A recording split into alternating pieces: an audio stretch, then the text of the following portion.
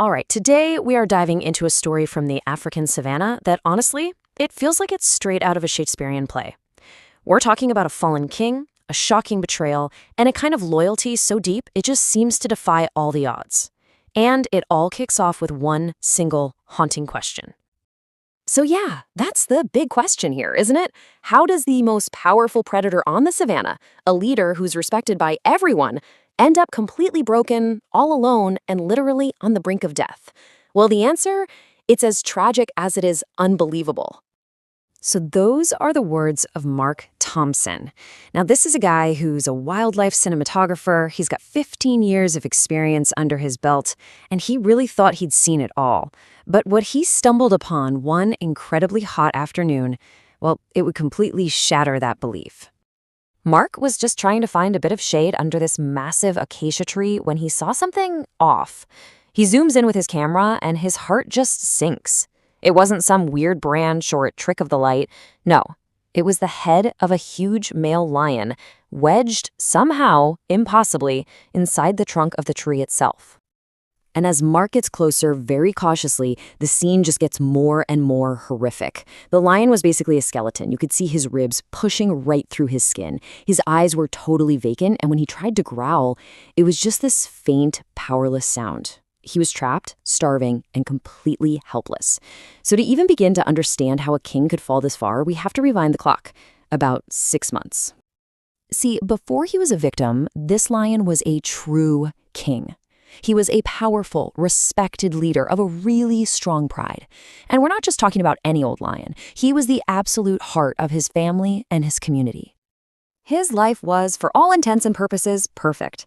He led his pride with this amazing mix of strength and wisdom, and he was a super loving father to his young cub and a devoted mate to the lioness. The pride was thriving, they were peaceful, and everyone respected their king. But then, one playful afternoon, everything changed in an instant. He was playing a simple game of chase with his little cub, right around that exact same acacia tree. The cub found a hole that went all the way through the trunk and poked his head out. So the king, just to keep the game going, playfully stuck his own head through. And then it wouldn't come back out.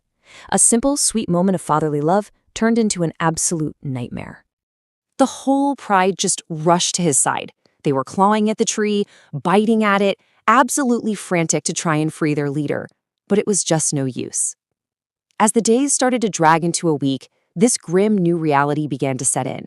Their king was trapped, and because of that, the whole pride was now vulnerable. You see, with the king stuck, the pride couldn't hunt properly. They couldn't migrate. Food started to run low, and the scent of a dying lion, well, that started to attract hyenas. The pride had to stand guard 24/7, and they were getting weaker and totally exhausted. Murmurs of dissent began to ripple through the group, because a leader who can't lead, well, he's not a leader anymore. He's a liability. And this is where the betrayal really starts to take root.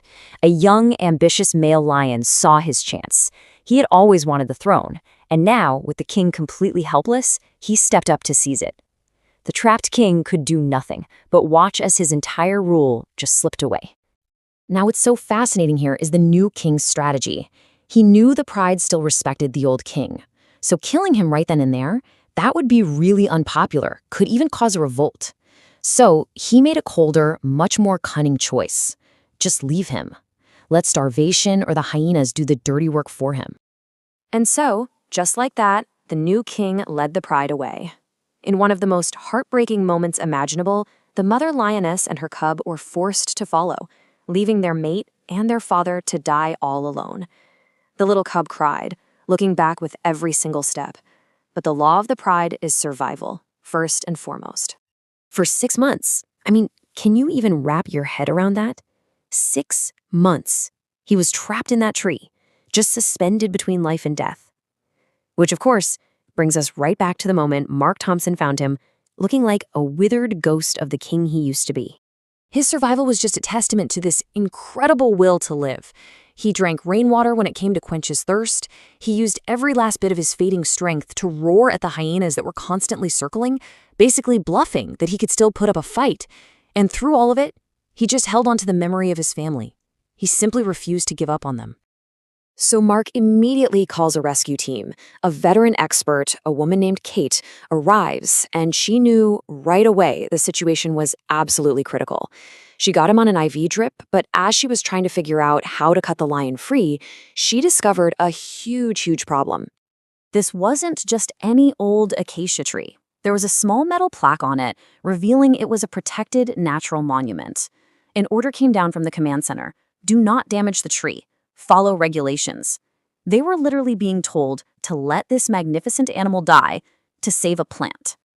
The team was just paralyzed. I mean, they could be punished, maybe even lose their jobs. But Mark couldn't just stand there and do nothing. He picked up a chainsaw, looked at the rest of the team, and said he'd take full responsibility. And that one single act of defiance, it broke the spell. The entire team just rushed in to help him. What happened next was just a whirlwind. After a really tense procedure, the final piece of wood was cut away, and the lion was free. At that exact same moment, his cub and his mate appeared out of nowhere, running for this incredibly emotional reunion. But just as they embraced, the usurper king emerged from the bush, his eyes just filled with murder.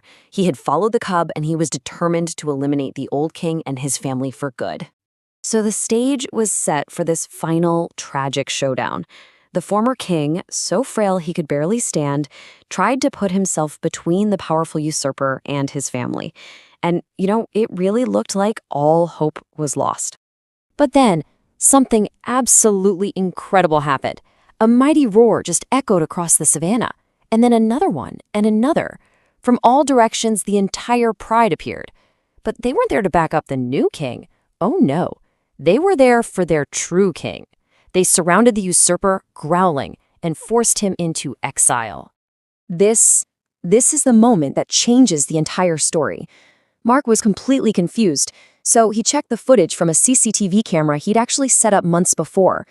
And what he saw was the story's most powerful, most mind-blowing secret. The pride had never, ever truly abandoned their king.